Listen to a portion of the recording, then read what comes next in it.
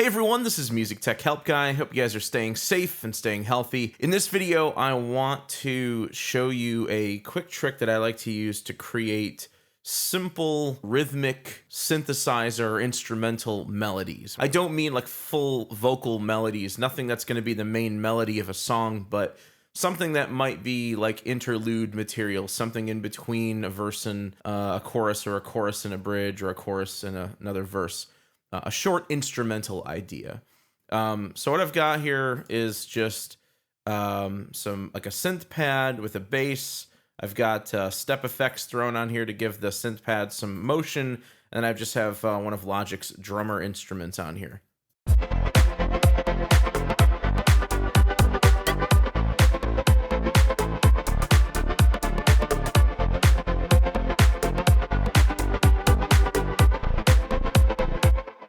So that's just the chords and beat. There's no melody on this. So what I've got up here at the top is another software instrument.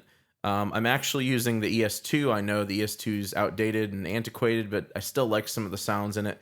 In particular, I just want to point out that I'm using this in legato mode, which is a monophonic mode. So when you do this, it's best to, it's going to work out best for you if your instrument, whatever instrument you choose to use, is in monophonic or legato mode. And I'll come back to that in just a second and explain that. The next thing you need to know is what key you're in. My chords here are F, G, A minor, D minor, F, G, A minor. So it's A, C, E. So I'm in the key of A minor. So that's important to know. So what I'm going to do is I'm just going to create an empty MIDI region on my track here. And I'm just going to create one note on A. That's the key of the song.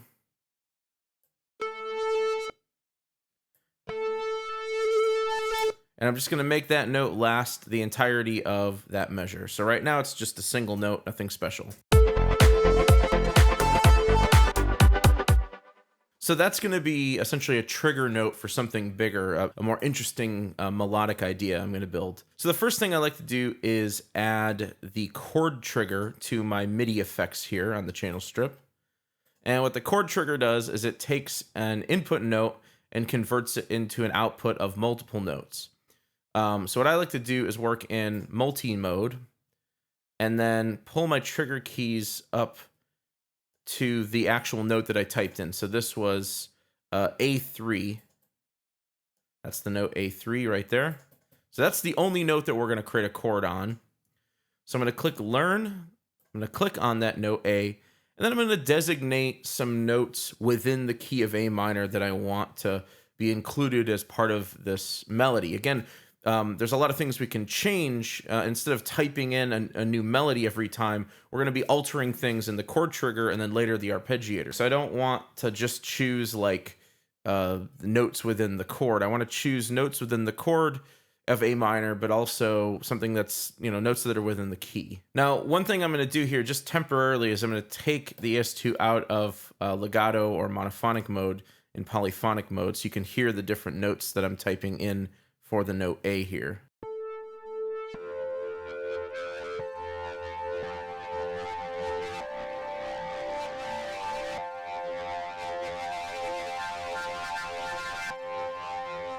So every time that note A is pressed, playing those 7 notes. Now normally you wouldn't play that like a chord, but when you send this through an arpeggiator, it's going to break up those notes in a cool rhythmic pattern. So I'll put my instrument back in legato or monophonic mode here. So now only one note, one note in, one note out, even though the plugin's actually sending 7 notes out. If I load up the arpeggiator after the chord trigger, like this, the arpeggiator is still going to interpret all 7 notes. So, it doesn't become monophonic until it hits the actual synthesizer, where it imports multiple notes but outputs just a single note. So when you're still here in the MIDI realm, the signal has not yet been converted from MIDI to audio. So we can still break up that chord, those 7 notes, and send them all through the arpeggiator here. I'm going to choose just a preset here, but you could make your own, whatever you want to do. I'm just going to use Groovy Cycle 1. And what I'm going to do is go to Options, and I'm going to swing this a little bit. You don't have to swing this a little bit, but my drum pattern has a little bit of swing to it, so I want to make sure that I do that. So let's just see what this sounds like as is.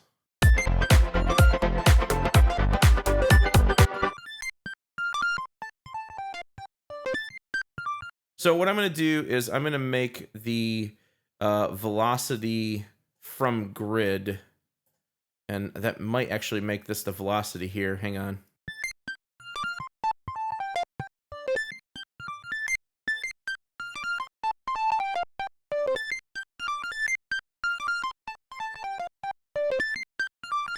Yeah, so if I pull the velocity down, it'll make less drastic velocity changes. It sort of limits the velocity, which I want the notes to kind of be not all this exact same velocity, but I want them to have a little bit of variation, but I don't want some notes to be super quiet while others are really loud.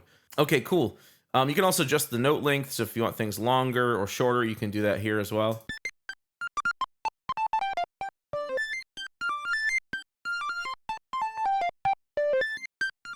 I think it's a little high up there. Let me pull the octave range down to 1. And then you can play around with different variations.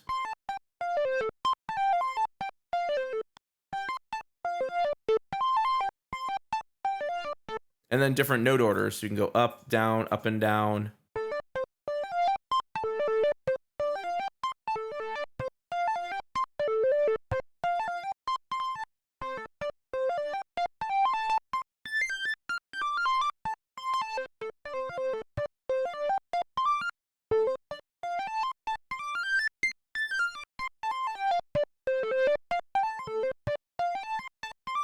So that one's kind of cool. So let me just hit Command R a few times to repeat that. And let's see what that sounds like in context with everything else. I think it's probably going to get drowned out in the mix, so I'm just going to pull the volume of these other instruments down just a touch.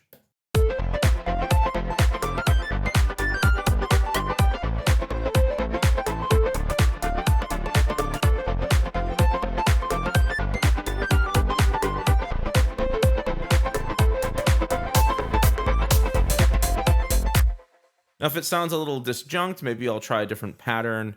Let me make the note length shorter. I'll try the down, just the down pattern. And then another thing you can do is you can adjust what your notes are.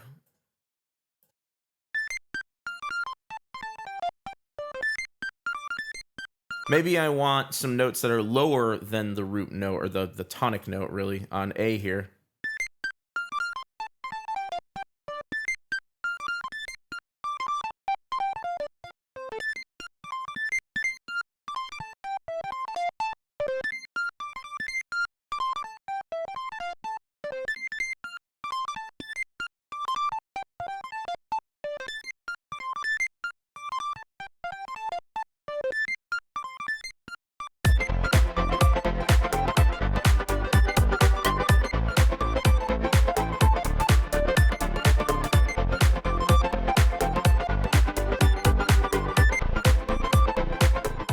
Let me give that a little reverb as well. It's a little dry for my taste.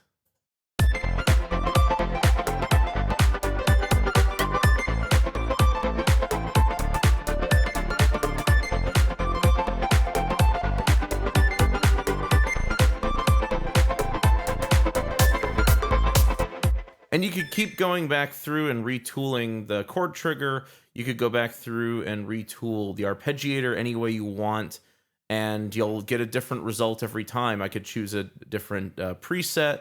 I could alter the pattern. Maybe if I want a different rhythm, I can add some additional steps if I want. I can take out some steps to vary it a bit. There's all sorts of things you can do with this. Tons of different possibilities. And because you're relying on the plugins to, create the melody, it's a little quicker than trying to type in notes one at a time.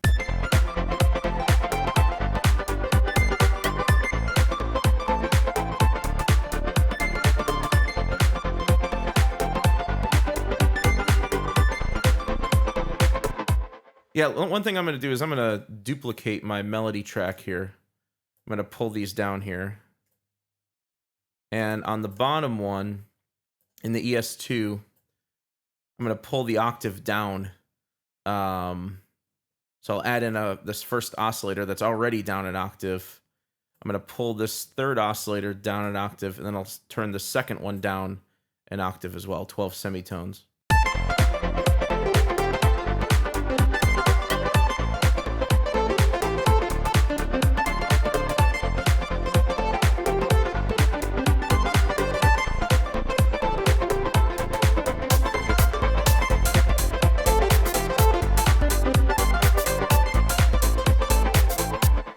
So now I've got one melody that's up an octave, and I have one melody that's down an octave. And I can pan those a little bit just to give them a little bit of separation, but just gives the melody a bit of a thicker texture. All right, guys, so that's pretty much it. That's how I like to create easy melodies using the chord trigger and the arpeggiator, and just, you know, keep tweaking them until you come up with something that you like. There's basically an unlimited supply of different cool little rhythmic melodies that you can come up with, and it's a lot quicker than trying to type these things in one by one in the piano roll editor. If you like this video, please leave it a thumbs up and subscribe to the channel to see more content like this. Stay healthy and stay safe, guys, and I'll catch you in the next one.